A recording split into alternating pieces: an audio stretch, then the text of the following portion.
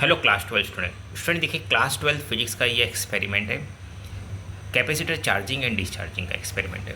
अभी इसके कनेक्शन देख लीजिए, इसके कंपोनेंट देखते हैं स्टूडेंट्स। देखिए इसके कंपोनेंट में बैटरी है, जो बैटरी का पॉजिटिव या नेगेटिव टर्मिनल्स, पॉजिटिव टर्मिनल से पहले ये चार्जिंग के लिए ये प्लग है, मतलब कि आपका जो स्विच है चार्जिंग का स्विच है।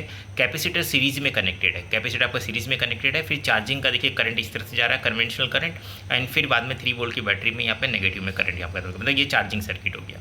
और डिस्चार्जिंग सर्किट यहाँ पे बना हुआ है। डिस्चार्जिंग सर्किट में रेजिस्टेंस लगा हुआ है 22 ओम्स का।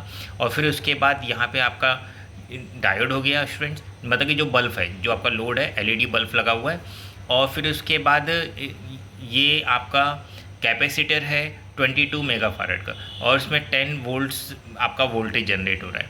अब यहाँ पे ये डिस्चार्ज जब यहाँ पे समझ लीजिए हम ये बल्ब ये पॉइंट यूज़ करेंगे तो बल्ब ग्लो होगा। अब स्लोली डाउन हो गया, क्यों? क्योंकि बिकॉज ना बल्ब जो आपका कैपेसिटर चार्ज था, अब यहाँ पे उसकी वजह से बल्ब ग्लो हुआ, फिर बाद में कैपेसिटर आपका डिस्चार्ज हो गया, मतलब ये डिस्चार्जिंग प्लग हो गया।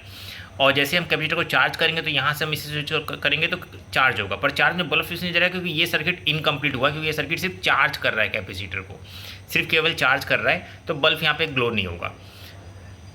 ठीक है, अभी देखिए जैसे मैंने चार्ज कर दिया, अब वापस फिर से कैपेसिटर को ऑन करूँगा तो वापस फिर से ये बल्ब को ग्लो करेगा। मतलब फिर मैं इसे चार्ज करूँगा तो वापस फिर से मैं इस प्लग को करूँगा तो फिर वापस ये कैपेसिटर को बल्ब को ग्लो कर देगा, और ये डिस्चार्ज हो गया कम्प्लीटली। तो आई होप स्टूडेंट ये क्लियर हो गया होगा आपको कि चार्ज करने के लिए स्विच है, फिर डिस्चार्ज करने के लिए आपका कैपेसिटर सीरीज़ में कनेक्टेड है। मैं बैक साइड से दिखाता हूँ, देखिए आपको कनेक्शन कैसे नहीं किए हैं। कनेक्शन देखो इस तरह से है। अभी जो कनेक्शंस हैं ये हमारा कैपेसिटर्स है, कैपेसिटर सीरीज़ में कनेक्टेड है। और फिर उसके बाद ये बैटरीज है, जहाँ से प्लस एंड माइनस टर्मिनल्स, आपका रेड जो है वो लाइव एंड ये आपका न्यूट्रल। तो और फिर उसके बाद आपका ये स्विच हो गया और यहाँ पे बल्ब हो गया। आई होप स्टूडेंट्स ये सर्किट डायग्राम आपको क्लियर हो गया होगा। और ये बहुत सिंपल एंड इजी प्रोजेक्ट है जो आप कंप्लीट कर सकते हो घर पे। कार्डबोर्ड पे आपको ये बना सकते हो, और कार्डबोर्ड पे कैपेसिटर को आप कनेक्ट कर सकते हो, 2 स्विच कनेक्ट कर सकते हो, यहाँ पे रेजिस्टेंस कनेक्ट करना है, बल्ब लेना है।